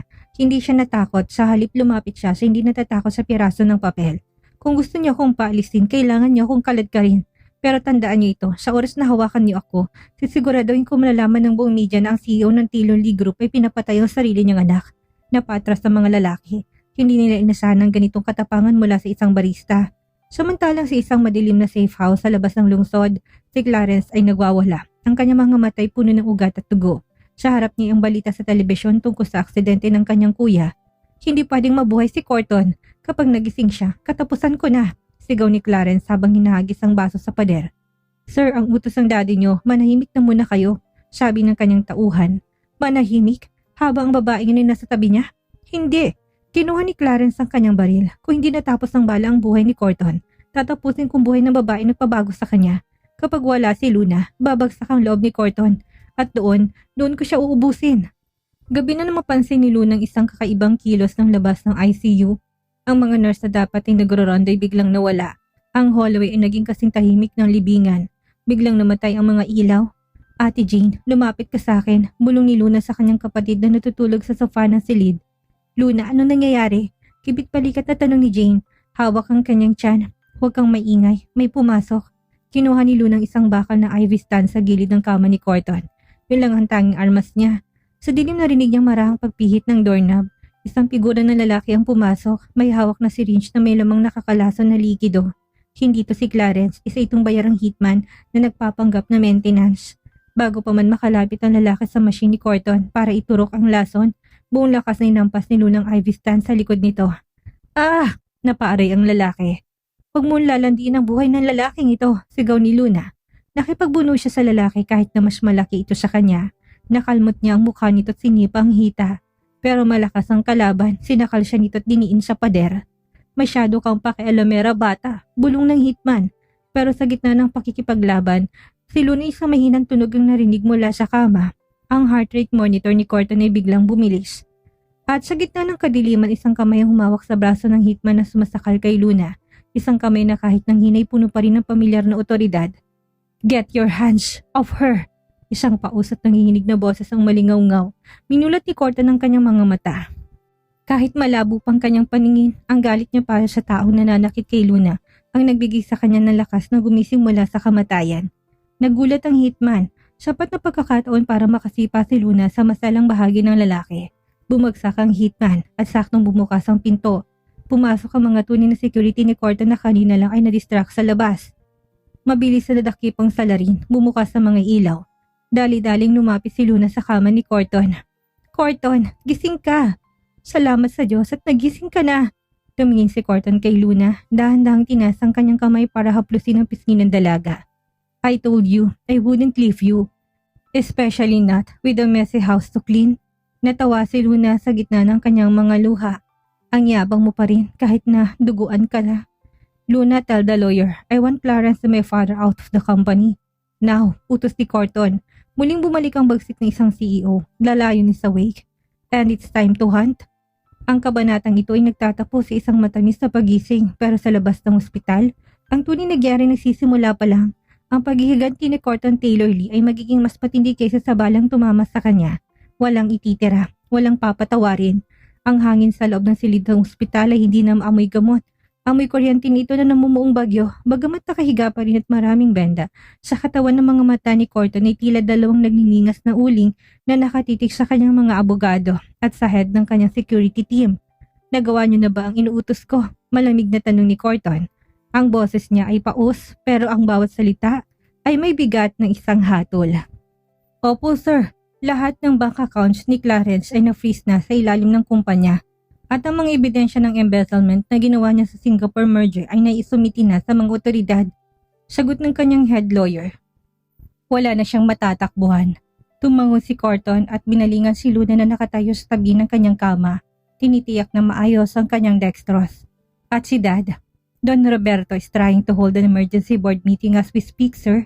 Gusto niya na ipatanggal ka ng tuluyan habang incapacitated ka pa, dugtong ng abogado. Isang mapanganib ng ngiti ang sumiray sa labi ni Corton. Incapacitated, let's show him what a Taylor Lee looks like, even when he's bleeding. Sa kabilang bahagi ng lungsod, sa loob ng pamilyar na boardroom, ang tensyon ay abot langit. Nakaupo si Don Roberto sa kabisera, ang mukha ay tila semento sa tigas. Sa tabi niya ay si Clarence na hindi mapakali at panay ang punas ng pawis sa noo. Mga Ginoo, malinaw ang sitwasyon, panimula ni Don Roberto. Si Corton ay hindi na angkop na mamuno. Ang kanyang mga personal na desisyon ay nagdadala ng panganib sa ating lahat. Kailangan nating hirangin si Clarence bilang interim na CEO. Bago pa man makasagot ng mga board members, biglang bumukas ang malaking pinto ng boardroom. Pumasok si Luna, tinutulak ang wheelchair kung saan nakaupo si Corton. Nakasuot si Corton ng itim na turtleneck para itagong mga benda. Pero ang kanyang aura ay mas matikas pa sa sinumang nakatayo sa silid. Sa likod nila ang grupo ng mga pulis. The meeting is adjourned, Dad, deklara ni Corton. Ang kanyang boses ay umalingaw-ngaw sa buong silid. Dahilan para mapatay ang lahat. Corton, you should be in the hospital, sigaw ni Don Roberto. Bagamat bakas ang kaba sa kanyang mga mata. I should be dead, according to your plans, right? Sagot ni Corton. Clarence, stand up. That seat doesn't belong to a criminal. Anong pinagsasabi mo, kuya? Wala kang ebidensya, huling hirit ni Clarence. Inilabas ni Luna ang isang tablet at kinonekta ito sa projector ng boardroom. Lumabas doon ang video footage mula sa bodega, ang pag-amin ni Clarence. at ang mukha ng hitman na nagturo sa kanya at kay Don Roberto bilang mga utak ng pag-atake. Hindi lang yon, lumabas din ang mga dokumento ng nakaw na yaman ni Clarence mula sa kumpanya. "Officers, take him," utos ni Corton. "No dad, help me," sigaw ni Clarence habang pinupasasan siya ng mga pulis sa harap ng mga investors. Pero si Don Roberto ay nanatiling tahimik, pilit na sinasalbang sariling pangalan. "And you dad," baling ni Corton sa kanyang ama, "you're not going to jail today. Pero magmula sa oras na to, tinatanggalan ka na ng board ng kapangyarihan. You are officially retired. You will stay in the mansion. But you will have no say in this company or in my life ever again. You would do this to your own father. For that woman," turo ni Don Roberto kay Luna. Lumapit si Corton sa tabi ni Luna, tinawakan ng kamay nito ng mahigpit sa harap ng lahat. "Hindi para sa kanya lang, Dad, kundi para sa katotohanan. Because Luna taught me that Taylor's leaning is worthless if it's built on blood and lies." Nang mailabas na si Clarence at ng mga board members, naiwan ang katahimikan sa loob ng boardroom. Napasandal si Corton sa kanyang wheelchair, bakas ang pagod at sakit ng kanyang mga sugat. "Are you okay? Masyado mong pinipilit ang sarili mo," pag-aalalang sabi ni Luna habang hinahaplos ang balikat ng lalaki. Humarap si Corton sa kanya, ang mga mata ay puno ng pasasalamat. "I'm fine. This is the first time in my life that I actually feel free, Luna." "Pero wala ng pamilya mo, mag-isa ka na sa tuktok," malungkot na sabi ni Luna. "Hindi ako mag-isa," sagot ni Corton. Inabot niyang kamay ni Luna at hinalikan ito. "I have you. I have Jane and I have the baby. That is more than enough family for me." Biglang bumukas ang pinto at pumasok si Jane, hingal na hingal. "Corton, Luna, si Clarence." Nagwala siya sa ibaba, nakataka siya sa mga pulis. Nagkatingin na sina Luna at Corton. Ang tagumpay ay tila panandalian lang. Isang tunog na malakas na pagsabog ang narinig mula sa parking lot ng gusali. Ang leon ay gising na, pero ang asong ulol ay wala ng kinatatakutan. Ang huling yugto ng digmaang Taylor Lee ay nagsisimula pa lang, at sa pagkakataong ito, walang sino man ang garantisadong makakalabas ng buhay. "Luna, stay behind me," sigaw ni Corton, habang ang usok ay nagsisimulang pumasok sa loob ng boardroom. Ang ganti ni Clarence ay hindi lang pala kulungan ng katapat. Balak niya isamang lahat sa impyerno. Ang gusali ng Taylor Lee Group ay niyanig ng isang malakas na pagsabog na nagmula sa lower basement. Ang mga sprinkler system ay kaagad na nag-activate, naglabas ng ulan sa loob ng marangyang boardroom, habang ang pulang alarm lights ay nagbibigay ng isang nakakatakot na kulay sa paligid, at ang usok ay mabilis na kumakalat, humahalo sa amoy ng sunog na kable at pulbura. "Ate Jane, Luna, sa ilalim ng mesa, bilis!" sigaw ni Corton. Kahit hirap sa pagkilos dahil sa kanyang mga sugat, nagawa niyang itulak ang wheelchair para magsilbing harang sa pagitan ng magkapatid at ng pintuan. "Corton, ang mga sugat mo, baka bumukang mga tahi." Paghihiyaw ni Luna, pilit na pinapahungan ni Corton gamit ang kanyang sariling katawan, habang ang mga piraso ng salamin mula sa bintana ay nagliliparan. "Huwag mo kong alalahanin, Jane. Hawakan mo tiyan mo," utos ni Corton. Ang kanyang mga mata ay nanatiling alerto sa gitna ng kaguluhan. Biglang bumukas ang pinto ng boardroom nang may marahas na puwersa. Pumasok si Clarence, duguan ng noo, punit-punit ang suit at may hawak na isang detonator sa kaliwang kamay at baril sa kanan. Ang kanyang mga mata ay wala na sa katinuan. Ito ay mga mata ni isang taong wala ng balak mabuhay pa. "Akala mo ba, tapos na kuya?" Halinghing ni Clarence, ang boses ay tila galing sa ilalim ng lupa. "Kung hindi ako magiging CEO, walang magiging CEO. Kung hindi sa akin ang kumpanyang ito, walang kumpanya." "Clarence, itigil mo na yan. Nandito si Jane, nandito ang anak mo," sigaw ni Luna. Pilit na tumatayo para harapin ang baliw na lalaki. "Anak? Wala akong anak sa isang mahirap," bulaw ni Clarence. Itinutok ang baril kay Luna. Dahil sa'yo naging ganito si Corton. Simula nang dumating ka, nawala ang lahat sa akin." "Clarence, bitawan mong detonator," malamig na sabi ni Corton. Dahan-dahan siyang tumayo mula sa kanyang wheelchair. Ang kanyang mukha ay namumutla dahil sa takot, pero ang kanyang tindig ay hindi natitinag. "Ako kalaban mo, hindi sila. Hayaan mo silang lumabas at gawin mo sa akin ang gusto mo." "Corton, hindi!" pigil ni Luna, pero hinarangan siya ng braso ni Corton.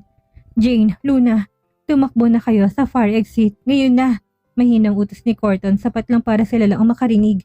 "Hindi, walang aalis," sigaw ni Clarence sabay putok ng baril sa kisame. Ang tunog ay malingaw-ngaw sa buong palapag. Sabay-sabay tayong susunog dito. Isang pindot ko lang sa detonator na ito. Guguho ang buong penthouse. Sa gitna ng tensyon, si Jane na kanina patahimik at nanginginig ay biglang humakbang pasulong. Clarence, tignan mo ako. Napatigil si Clarence. Tumingin siya kay Jane, ang babaeng minahal niya bago siya nilamon ng ambisyon. Naalala mo ba nang nangako ka sa akin? Sabi mo, kahit na anong mangyari, poprotektahan mo kami. Umiiyak na sabi ni Jane. Clarence, hindi pa huli ang lahat. Isuko mo yan. Para sa baby. Para sa akin. Bahagyang bumabang kamay ni Clarence na may hawak na baril. Ang kanyang mga mata ay nagtubig. Isang sandali ng kahinaan ang lumitaw sa kanyang muka. Jane, I ruin everything. May tatama pa natin ito. Dahan-dahang lumapit si Jane. Inabot ang kamay ni Clarence, ngunit bago pa mahawakan ni Jane si Clarence, isang putok ang muling narinig mula sa labas ng pintuan. Ang mga sniper ng SWAT ay nakahanap ng anggulo mula sa kabilang gusali. Tumamang bala sa balikat ni Clarence. Hindi! Sigaw ni Corton. Dahil sa gulat at sakit, napapindot si Clarence sa detonator. Isang serye ng pagsabog ang naganap sa kisame ng boardroom. Nagsimulang gumuho ang mga semento. Luna! Sigaw ni Corton. Tumatalon siya patungo kay Luna at Jane para protektahan ang mga tumula sa bumabagsak na debris. Nabalot ang lahat ng alikabok at dilim. Nang humupang yanig, dahan-dahang minulat ni Luna ang kanyang mga mata. Nakadagan sa kanya si Corton. Ang likod nito'y puno ng sugat at alikabok. Pero buhay pa rin ito. Si Jane naman ay ligtas sa ilalim ng isang matibay na lamesa. Ngunit si Clarence ay wala na sa kanyang kinatatayuan. Ang bahagi ng sahig kung nasaan siya ay tuluyang bumigay. Nahulog to sa ibabang palapag kasamang kanyang galit at pangarap. Corton, okay ka lang? Pag-aalala ni Luna. Pilit nang ilalabas ang sarili mula sa ilalim ng lalaki. Dahan-dahang umubos si Corton. May bahid ng dugo sa kanyang labi pero nakangiti siya. I managed to keep the most important asset safe again. Hinalikan ni Luna si Corton sa gitna ng usok at guho. Isang halik na puno ng pasasalamat at pangako. Sa labas, naririnig na nilang mga bombero at rescuer na wala ng Taylor Lee Group building, na walang bilyong-bilyong halaga ng ari-arian at na walang isang kapatid. Pero sa gitna ng mga abo, nahanap nilang isang bagay na hindi kayang bilhin ng kahit na anong merger. Ang tunay na pamilya. Magsisimula tayong muli, Luna. Bulong ni Corton habang inaalalayan silang magkatayo ng mga rescuers. And this time it will be a story about love, not money. At walang arinola, biro ni Luna sa gitna ng iyak at tawa. Maybe one, tawa ni Corton, as a reminder of how I felt for a girl who smells like coffee and courage. Ang mga sirena ng ambulansya at truck ng bombero ay tila isang malungkot na orkestra na nagtatapos sa isang madugong trahedya. Sa labas na nagbabagang guho ng Taylor Lee Group, nakaupo si Luna sa gilid ng isang ambulansya. Balot ng kumot at nanginginig pa rin. Sa tabi niya, si Jane ay kasalukuyang sinusuri ng mga paramedic. Himalang ligtas ang sanggol sa kabila ng tensyon at usok. Luna, napalingon si Luna. Si Corton na nakaupo sa isang stretcher ay pilit na inaabot ang kanyang kamay. Ang mukha nito'y puno ng uling at gasgas. Ang kanyang mamahaling suit ay punit-punit na. Pero ang ningning sa kanyang mga mata ay mas maliwanag pa sa kahit na anong diamante. Corton, dapat ay nakahiga ka lang. Marami kang nawalang dugo. Pag-alalang sabi ni Luna habang lumalapit at mahigpit na humahawak sa kamay ng lalaki. I'm fine, Luna. Ang mahalaga, ligtas kayo ni Jane. Sagot ni Corton, ang boses ay paos pero puno ng determinasyon. Tumingin siya sa itaas, sa gusaling dati simbolo ng kanyang kapangyarihan, na ngayon ay isa na lamang kalansay na bakal at simento. Everything I work for, gone in a single night. Hindi totoo yan, Corton, bulong ni Luna. Inihilig ang kanyang ulo sa balikat ng lalaki. Nandito kami, nanditong buhay mo. Ang kumpanya, pwedeng itayo ulit. Pero ang pamilya kapag nawala, hindi na maibabalik. Isang buwan ang nakalipas. Ang gulo ng syudad ay pinalitan ng katahimikan ng isang simpleng farmhouse sa probinsya. Dito nagpasya si Corton na dalahin sina Luna at Jane para magpagaling, malayo sa mga mata ng board members, malayo sa mga abogado ni Don Roberto, at malayo sa alaala ni Clarence. Isang hapon habang nagtitimpla ng kape si Luna sa maliit nilang kusina, naramdaman niyang dalawang braso na yumakap sa kanyang bewang mula sa likuran. Ang amoy ng sandalwood at bagong paligong sabon ni Corton ay agad na nagpakalma sa kanyang sistema. Hindi ka pa rin nagsasawa sa pagtimpla ng kape? Bulong ni Corton. Sabay halik sa kanyang batok. Itong nagdala sa akin sa'yo, hindi ba? Isang baristang mataray at isang bilyonaryong kailangan ng leksyon. Biro ni Luna habang humaharap sa lalaki. Napansin ni Luna isang envelope na hawak ni Corton. Ano yan? Huwag mong sabihing babalik ka na sa Makati. Hindi, it's a settlement. Paliwanag ni Corton, my father officially stepped down. All his remaining assets were transferred to Jane's unborn child as a trust fund. Clarence, he survived the fall, but he'll be spending a long time in a psychiatric facility under heavy guard. At ako, I officially signed over my shares to the Employees Cooperative. Nalaglagang pa nga ni Luna. So, hindi ka na bilyonaryo? Technically, I'm just a man with a small savings account and a very beautiful partner. Tawa ni Corton, isang tawa na ngayon lang narinig ni Luna na tunay at walang halong bigat. Are you disappointed? Disappointed? Corton, mas gusto ko lalaking ito kaysa sa lalaking nakilala ko sa mansyon, sagot ni Luna. Sabay lingkis ng kanyang mga braso sa leeg nito. Pero paano tayo mabubuhay? Hindi pwedeng pag-ibig lang ang pampakulo ng kape. Gumisi si Corton at naglabas ng isang maliit na blueprint mula sa envelope. I'm opening a new business, isang maliit na specialty coffee shop dito sa bayan. I'll handle the finances and you'll be the head barista. No suits, no boardrooms, just us and smell of roasted beans. Napaluha si Luna sa tuwa.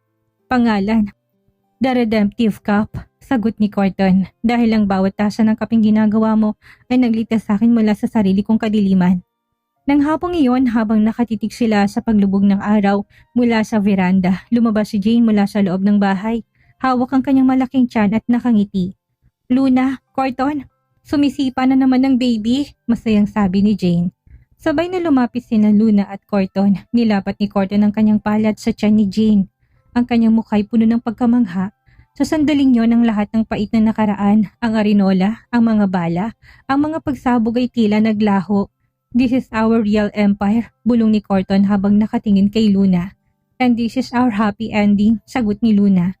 Hinalikan ni Corton si Luna sa harap ng lumulubog na araw, isang halik na hindi na kailangan ng mga testigo. Hindi na kailangan ng mga investor at hindi na kailangan ng maskara. Isang halik na nagpapatunay na sa dulo ng bawat intense na kwento, ang pinakamahalagang plot twist ay ang matutong magmahal ng totoo sa hirap man o sa ginhawa. Ang kapayapaan sa farmhouse ay tila isang panaginip. Ngunit sa labas ng bakod ni Luna at Corton, ang hustisya ay patuloy na gumagapang para sa mga taong sumira sa pundasyon ng pamilyang Taylor Lee. Habang masayang nag-aayos ng mga kagamitan para sa kanilang bubuksang coffee shop, hindi maiwasan ni Luna ang magtanong tungkol sa kahinahinatnan ng mga taong naging anino ng kanilang buhay. Sa loob ng isang high-security psychiatric facility sa labas ng Laguna, nakaupo si Clarence sa isang silid na puro puti. Ang dating makisig at mayabang na tagapagmana ay isa na ngayong anino ng kanyang nakaraan. Ang pagkakahulog niya mula sa penthouse ay nag-iwan ng mga pilat hindi lamang sa kanyang katawan, kundi pati na sa kanyang kaisipan. Ngayon sa mga report na natanggap ni Corton, si Clarence ay dumaranas ng matinding psychotic break. Sa kanyang isipan, CEO pa rin siya ng kumpanya, araw-araw nakikipag-usap siya sa mga pader. Nagbibigay ng mga order sa mga empleyadong siya lang ang nakakakita. Sir Clarence, oras na para sa gamot ninyo, sabi ng isang nurse. Tumingin si Clarence, ang kanyang mga mata ay nalilisik pero walang focus. Sabihin mo kay Corton, hindi ko pipirmahan ng merger. Akin ang kumpanya, akin ang korona.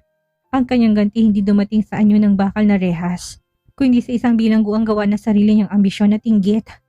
Hindi siya kailanman makakalabas sa pasilidad na yon hanggat hindi niya natatanggap ang katotohanan siya mismo bumasag sa kanyang buhay. Para kay Corton, ang makitang kapatid sa ganung kalagayan ay mas masakit pa sa balang tumama sa kanya. Pero alam niyang ito lamang ang paraan para matigil ang paghahasik nito ng gulo. Sa kabilang dako naman, ang mansyon ng mga Taylor Lee na dati puno ng buhay at kapangyarihan ay naging isang malamig na masaleo para kay Don Roberto. Bagamat nagawa niyang umiwas sa kulungan dahil sa kanyang mga koneksyon at edad, hindi siya nakaligtas sa hatol ng publiko at ng sarili niyang konsensya. Ang lahat ng kanyang ari-arian na freeze at nilipat sa isang trust fund para sa magiging anak ni Jane. Isang legal na hakbang na ginawa ni Corton para siguraduhin ang yaman ng mga Taylor Lee ay mapupunta sa tama't malinis na paraan. Isang hapon, binisita ni Corton ang kanyang ama sa huling pagkakataon. Nadatnan niyang matanda na nakaupo sa isang wheelchair sa malawak na garden. Nakatingin siya malayo. Wala nang bagsik ng mga mata nito, tanging panghinayang na lamang ang natira. Bakit ka pa bumalik? Mahinang tanong ni Don Roberto, hindi tumitingin sa anak. Wala na akong maibibigay sa'yo, wala nang kumpanya, wala nang pangalan. Hindi ako pumunta dito para sa pera, Dad, sagot ni Corton, ang boses ay kalmado pero matatag. Pumunta ko dito para sabihin pinapatawad na kita, hindi dahil sa karapat-dapat ka. kundi dahil ayaw ko na dalhin ang galit mo sa bagong buhay na bubuin ko kasama si Luna. Si Luna, bulong ng matanda. Ang baristang yun, siya ang nanalo. Walang nanalo dito, Dad. Nawalang lahat sa atin dahil sa pride mo. Diretsahang sabi ni Corton. Pero si Jane, ang babaeng minaliit mo, siyang magpapalaki sa susunod na Taylor Lee na may puso at dangal. Isang bagay na hindi mo kailanman ituro sa amin. Tumalikod na si Corton. Iniwan niya kanyang ama na mag-isa sa gitna ng karangyaan na wala ng saysay. Si Don Roberto mamamatay sa loob ng mansyong iyon na punong-puno ng pera pero walang nagmamahal. Pagbalik ni Corton sa farmhouse, sinalubong siya ni Luna na may hawak na mainit na kape. Nakita niya sa mukha ni Corton ang gaan ng loob. Ang huling ugnayan sa madilim na nakaraan ay tuloy niya nang pinutol. Ayos ka lang? Tanong ni Luna. Hinahaplos ang pisngi ng lalaki. Ngayon lang ako naging maayos, Luna, sagot ni Corton sabay yakap ng mahigpit sa dalaga. Wala nang mga Taylor Lee na kinatatakutan ng lahat. Simula ngayon tayo na lang, tayo, si Jane at ang bata. Sa hindi kalayuan naririnig ang tawanan ni Jane habang nag-aayos ng mga bulaklak sa veranda. Ang alingaw-ngaw na nakaraan ay dahan-dahan na natatakpan ng mga bagong alaala. Mga alaalang hindi na mabubura na kahit na anong pagsabog o puot. Ang hustisya ay nakamit hindi sa pamamagitan ng higante, kundi sa pamamagitan ng pagpili sa tamang landas. At habang lumulubog ang araw, alam ni Luna at Corton na ang kanilang intense na kwento ay nahanap ng pinakamahalagang kabanata. Ang katahimikan. Ang hangin sa loob ng psychiatric facility ay tila nakatigil ng oras. Isang lugar kung saan ang mga alaalay pilit na ibinabaon sa limot. Pitpit ang kanyang 6 na buwang gulang na anak na si CJ, dahan-dahang binagtas ni Jane ang maputing pasilyo patungo sa silid ni Clarence. Kasama niya sa labas si Luna at Corton na piniling maghintay na lamang sa hallway upang bigyan siya ng pagkakataong harapin ang nakaraan na mag-isa. Pagpasok niya sa silid, tumambad sa kanyang isang lalaki na nakaupo sa tapat ng bintana, nakatitig sa kawalan. Wala nang mamahaling suit, ang makintab na sapatos at ang mapang-aping tingin. Ang Clarence na nasa harap niya ngayon ay tila isang tuyong dahon na anumang oras ay pwedeng tangayin ng hangin. Clarence, tawag niya sa mahinang boses. Dahan-dahang lumingon ng lalaki, nung uni walang reaksyon ng kanyang mga mata. Ngunit nang makita niya mukha ni Jane at ang sanggol na karga nito, tila may isang kislap na katinuan na bumalik sa kanyang pagkatao. Nanginig ang kanyang mga labi. Habang pilit na binibigkas ang pangalan ng babaeng minsan niyang sinaktan na tinalikuran. Jane, nananaginip na naman ba ako? Ang tanong nito, ang boses ay paus at puno ng takot. Sabi nila, wala na kayo. Sabi nila, sinunog ko raw ang lahat ng mahalaga sa akin. Hindi, Clarence. Nandito kami. Buhay kami. Ang sagot ni Jane habang lumalapit, iniharap niyang sanggol sa ama nito.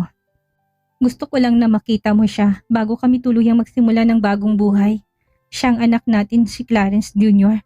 Tumulong luha mula sa mga mata ni Clarence. Tinangka niyang abutin ang maliit na kamay ng bata pero kagad din siyang napaatras.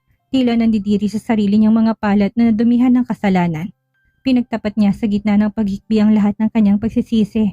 Kung paanong ang pagkaganit sa kapangyarihan ay naging lason sa kanyang isipan at kung paanong ang pag-ibig ni Jane ang tanging bagay na totoo sa kanyang buhay na puno ng kasinungalingan. Hindi man ito tradisyonal na happy ending na magsasama sila sa isang bubong na harap nilang kapayapaan sa gitna ng trahedya. Sa pag-uusap na yon, tuluyan ang pinakawalan ni Jane ng galit na matagal nang nanahan sa kanyang puso. Pinatawad niya si Clarence. Kailangan niyang maging malaya para sa kanyang anak, para kay Clarence.